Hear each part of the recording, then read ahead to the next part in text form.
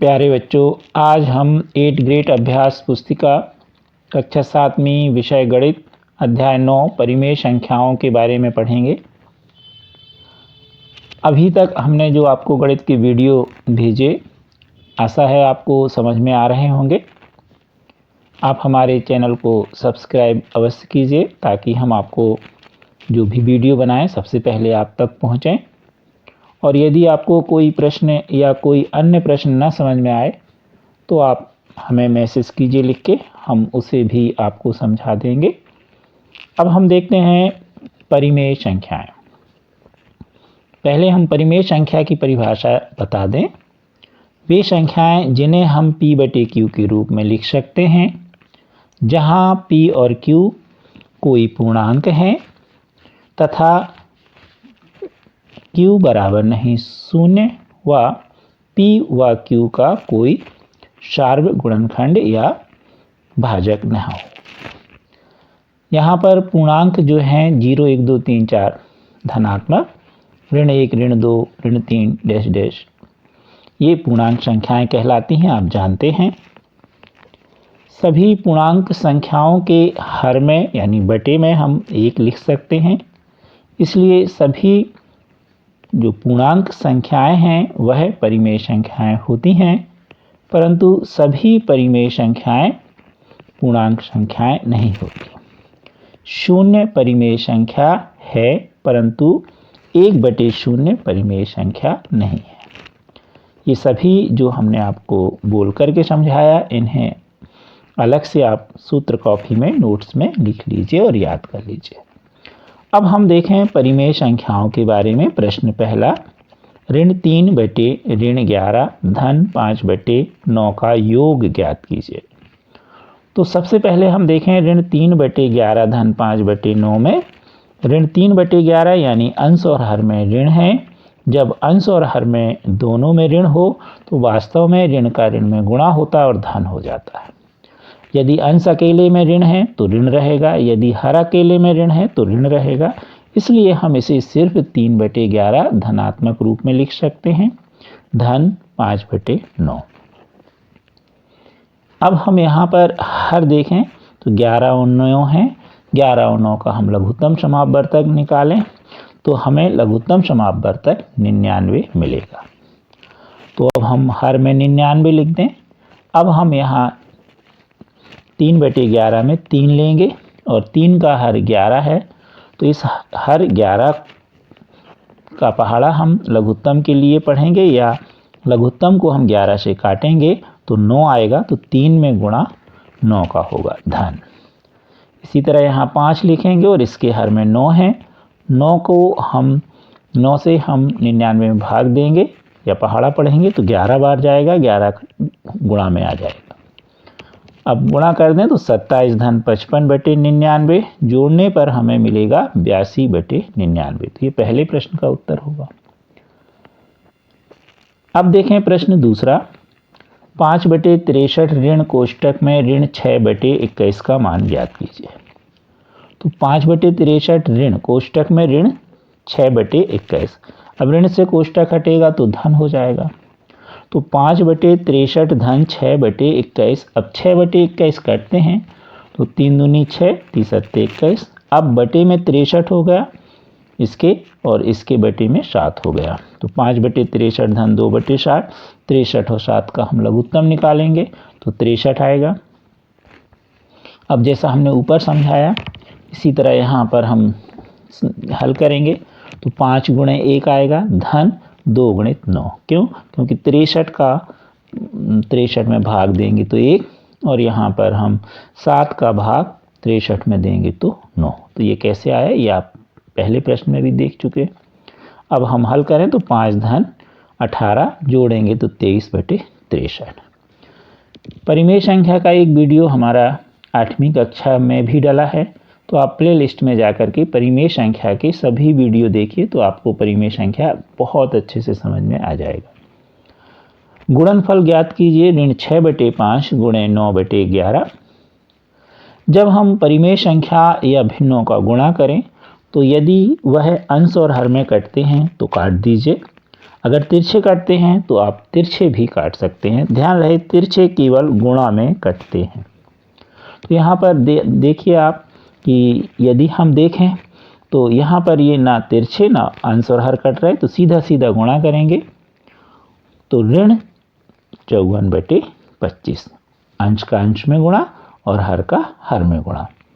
अब 12 नंबर का देखें तो हमारे पास है 3/5 गुणे ऋण 5/3। यहाँ पर देखिए तिरछे कट रहे हैं, 3 से 3, 5 से 5, तो 1 गुणे ऋण 1, आप सीधे ऋण 1 भी लिख सकते हैं।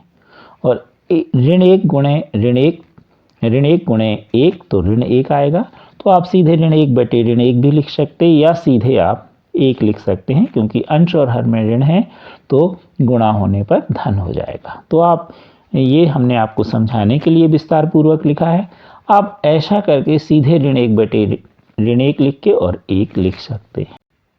प्रश्न 4, ऋण 2/13 भागित 1/4 का मान ज्ञात कीजिए। तो सबसे पहले हम यहाँ भाग की जगह हम गुणा में बदलेंगे चिन्ह को। तो ऋण 2/13 ज्यों का त्यों रहेगा, भाग को हम गुणा में बदलेंगे और भाग के बाद वाली परिमेय संख्या को हम पलट देंगे। 1/4 को पलट देंगे तो ये 4/1 हो जाएगा, जिसे हम व्युत्क्रम भी कहते हैं। अब हमने पलट दिया, अब ये गुणा में हो गया। अब हम इसके पहले वाले सवाल की तरह गुणा के नियम के अनुसार यदि तिरछे कट रहे हैं तो हम काट सकते हैं, परंतु यहाँ नहीं कट रहे, तो अंश का अंश में और हर का हर में गुणा करेंगे। तो ऋण 2 का 4 में गुणा होगा तो ऋण 8, 3 का गुणा 1 में होगा तो 3। प्रश्न 5वां, 2 और ऋण 1 के बीच 3 परिमेय संख्याएं निकालिए। तो सबसे पहले हम लिखेंगे ऋण 2/1 और यहाँ पर लिखेंगे ऋण 1 को ऋण 1/1, बटे में 1 दोनों के लिख देंगे। अब हमें 3 परिमेय संख्याएं चाहिए, तो हम इसमें मान लीजिए 5 लेते हैं, तो 5 का हम अंश और हर में गुणा करते हैं तो हमें मिलता है ऋण 10/5। अब 5 का इसमें किया है तो इसमें भी हम 5 का करें, ताकि हर दोनों के एक जैसे रहें। अभी 1 था, तो यहाँ पर भी हम 5 का ऊपर नीचे गुणा करेंगे तो ऋण 5/5, तो दोनों के हर एक जैसे आ गए। ऋण 10/5 और ऋण 5/5 में दोनों के हर समान होने चाहिए। अब हम अंश देखें तो ऋण 10 और ऋण 5, यहाँ पे लिखा है बीच की परिमेय संख्याएं, तो ऋण 2/1 को हमने उसके तुल्य भिन्न में बदला तो आया ऋण 10/5। अब ऋण 10/5 से हम बड़ी संख्या लेंगे तो मिलेगा ऋण 9/5, ऋण 8/5, ऋण 7/5। इस तरह जब भी 2 परिमेय संख्याओं के बीच परिमेय संख्या निकालनी हो तो उनके पहले हर समान कर लीजिए। यहाँ पहले हर पहले से समान थे, ना हो तो लघुत्तम लेके हल कर लीजिए। फिर किसी एक संख्या जो भी आपको जितनी चाहिए उसके अनुसार आप यहाँ पर गुणा करें अंश और हर में। जैसे ही आप गुणा करेंगे तो इसका हर बदल जाएगा, और इसी तरह हम नीचे वाली परिमेय संख्या में भी उसी का गुणा करें जिसमें यहाँ पर किया है, तो इन दोनों के हर फिर समान हो जाएंगे। अब यहाँ पर आप इन संख्याओं को लेते हुए विविध बीच बीच की संख्याएं निकाल सकते हैं, क्योंकि 2 परिमेय संख्याओं के बीच अनंत परिमेय संख्याएं होती हैं। प्रश्न 6वां, 5/ऋण 3 के समतुल्य 4 परिमेय संख्याएं निकालिए। तो जब इस तरह की तुल्य परिमेय संख्याएं निकालना हो तो आपको क्या करना है, जो परिमेय संख्या है उसको लेंगे 5/ऋण 3 को। अब कोई भी एक पूर्णांक लेंगे, उसका ऊपर नीचे गुणा करेंगे। तो यहाँ पर हमने 2 का अंश और हर में गुणा किया तो हमें मिला 10/ऋण 6। इसे हम ऋण 10/6 भी लिख सकते हैं। जैसे 5/ऋण 3 है तो इसे हम ऋण 5/3 लिख सकते हैं। हमने आपको बताया कि अंश और हर में कहीं पर भी यदि एक ऋण का निशान है तो वह अंश में ही माना जाएगा। तो अभी हमने 2 का गुणा किया तो हमें समतुल्य मिल गई 10/ऋण 6। अब हम 3 का कर दें तो हमें मिली ऋण 15/9। अब हम 4 का कर दें तो मिली ऋण 20/12। ऐसा इसे समतुल्य क्यों कहते हैं, क्योंकि जब इसको काटोगे हल करोगे तो आपको ऋण 5/3 मिलेगा। इसी तरह आप 5 का 6 का गुणा करते जाइए, आपको समतुल्य भिन्न मिलते जाएंगे। गुणा भी कर सकते, भाग भी, लेकिन मैं आपके कक्षा के अनुसार गुणा ही बता रहा हूँ। भाग करने पर भी आपको समतुल्य भिन्न मिलेगी। अब देखें हम ऋण 3 सही 2/7 और ऋण 3 सही 4/5 के बीच आपको ये दोनों में बताना है कि कौन सी बड़ी है, ये दोनों परिमेय संख्या में कौन बड़ा है।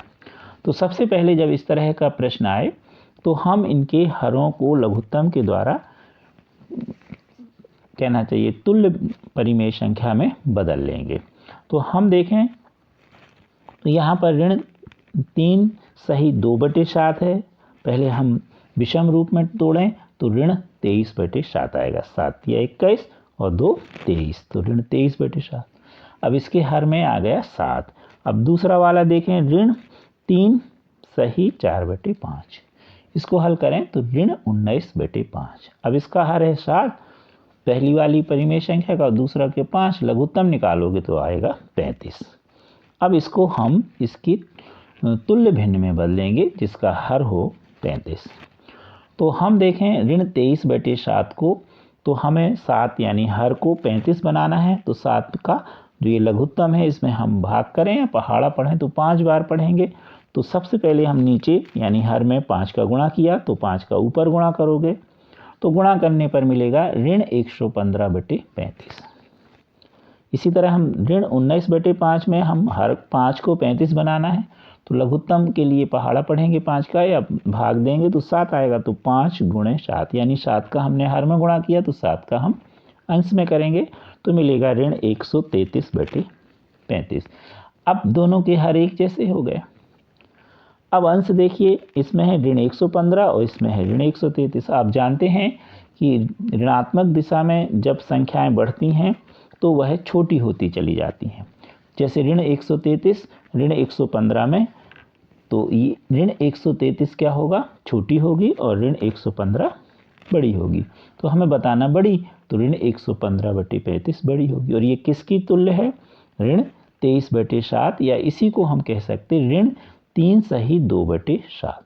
तो इसका उत्तर होगा कौन सी बड़ी है, ऋण 3 सही 2/7 परिमेय संख्या बड़ी है। प्रश्न 8वां, सतपाल किसी स्थान P से पूर्व की दिशा में 2/3 किलोमीटर चलता है, फिर वहीं से वो पश्चिम दिशा में चलता है 1 सही 5/7 किलोमीटर। अब वह P से किस दिशा में मतलब है और P से कितनी दूर है। तो यहाँ हमने एक दिशाओं का चित्र बनाया है। अगर दाहिनी तरफ पूर्व है तो बाईं तरफ पश्चिम, ऊपर उत्तर, नीचे दक्षिण। अब यहाँ पर हम बिंदु P लें, यहाँ पर वो खड़ा है, कौन, सतपाल। अब ये पूरब दिशा में चला, जैसा आप देख रहे हैं पूरब दाहिनी तरफ कितने किलोमीटर चला है, 2/3 किलोमीटर। तो कहाँ पहुँच गया, बिंदु Q पर। अब वो Q से पश्चिम की ओर चला, मान लीजिए कहाँ पहुँच गया, R पर। और कितना चला है ये, 1 सही 5/7। अब हम पूर्व दिशा को धनात्मक दूरी मान के चलें तो धन होगा 2/3। अब पश्चिम क्या होगा, ऋण, तो क्योंकि पहले वो चला है 2/3 यानी धन के रूप में। अब ऋणात्मक चला कितना, 1 सही 5/7। तो हम यहाँ धन लिखेंगे और कोष्टक में लिखेंगे ऋण 1 सही 5/7। ये ऋण क्यों लगाया हमने बता दिया। इसको विषम रूप में तोड़ लीजिए तो 2/3 ऋण 12/7। हल कर लीजिए, 3 और 7 का लघुत्तम आएगा 21, ऊपर आएगा 2 × 7 ऋण 12 × 3। ये अब आप जानते हैं हल करके। हल कर लीजिए, हल करने पर आपको मिला ऋण 22/21। अगर विषम रूप में तोड़ें तो ऋण 1 सही 1/22। अब ऋणात्मक है मतलब वो किस दिशा में है, पश्चिम दिशा में। धनात्मक होता तो पूर्व दिशा में।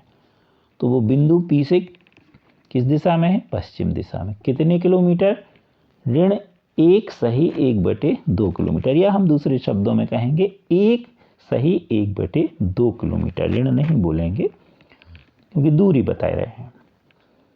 अब है नेक्स्ट 9वां सवाल, एक संख्या रेखा पर निम्नलिखित बिंदुओं को निरूपित कीजिए। जगह कम है तो हम 2 बिंदु ले रहे हैं, 2 आप लीजिए। 3/4 धन का है तो हम एक संख्या रेखा लेंगे, 0 लेंगे और धनात्मक दिशा को दर्शाएंगे। ऋणात्मक की जरूरत नहीं इसमें लेना है। जीरो के बाद एक एक सेंटीमीटर के आप निशान बना लीजिए। तो हमने लिए 1 2 3 ऐसे ले सकते। अब इसके हर में क्या है 4, तो प्रत्येक सेंटीमीटर 1 सेंटीमीटर को 4 बराबर भागों में बांटेंगे। तो हमने 1 सेंटीमीटर को बांटा, बराबर भागों में बांटा, 1 2 3 और ये हो गया 4। अब जीरो को हम लिख सकते 0/4, क्योंकि 4 बराबर भागों में बांटा, तो हमने जीरो के नीचे 0/4। और 1 को हम लिख सकते हैं 1/, क्योंकि 4 बराबर भागों में बांटा, तो 4/4 लिख सकते हैं इसको। अब यहाँ जो पहला भाग है उसे लिखेंगे 1/4, दूसरे को 2/4, तीसरे को 3/4 और एक को क्या लिखेंगे 4/4, क्योंकि ये 1 हो गया। अब हमें लेना कौन सा बिंदु है 3/4, तो कौन से नंबर वाला होगा, तीसरे स्थान का, जैसा हम यहाँ पर बता रहे हैं। तो यह 3/4 ही उस बिंदु का निरूपण होगा। ऋण 7/4, यहाँ ऋण है तो हम 0 लेंगे और बाईं तरफ ऋणात्मक संख्याएं लेंगे। अब वही 1 1 सेंटीमीटर पर निशान लगा देंगे, 1 2 3 जितने हों। और अब इस बार क्योंकि बटे में 4 है, हर में 4 है, इसलिए यहाँ पर 4 फिर बराबर भाग करेंगे। 0 से 1 2 3 4, 0 को लिखेंगे हम 0/4 और पहले को लिखेंगे ऋण 1/4, ऋण 2/4, ऋण 3/4, ऋण 1 को लिखेंगे ऋण 4/4।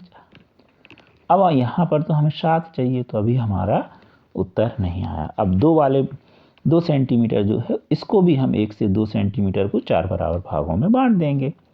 अब यहाँ पर हमने 4/4 लिया, तो इसको लेंगे ऋण 5/4, ऋण 6/4, ऋण 7/4 और ऋण 2 को लिखेंगे ऋण 8/4, क्योंकि काटने पर आपको ऋण 2 मिल गया। अब हमको मिल गया ऋण 7/4, तो यह बिंदु ऋण 7/4 को दर्शाएगा। ऐसे हम संख्या रेखा पर सरल तरीके से बिंदु को बता सकते हैं। जैसे इसमें दूसरे सवाल में है ऋण 5/8, यानी 1 सेंटीमीटर, या 1 की जगह आप उसको 2 को 1 मान लीजिएगा अगर ज़्यादा भाग करने हो। और यहाँ 1 सेंटीमीटर को कितने बराबर भागों में बांटोगे, या एक भाग को कितने बराबर भागों में बांटोगे, 8। तो ऐसे आप करिएगा और निश्चित तौर पर संख्या रेखा आपसे बन जाएगी। प्रश्न 10वां, 1/3, ऋण 2/9, ऋण 4/3 को आरोही क्रम में लिखो। अभी थोड़ी देर पहले आपने देखा कि 2 परिमेय संख्याओं में कौन सी परिमेय संख्या बड़ी है, तो इसको हमने तुल्य भिन्न में बदला। तो यहाँ पर भी हम तुल्य भिन्न ही बनाएंगे।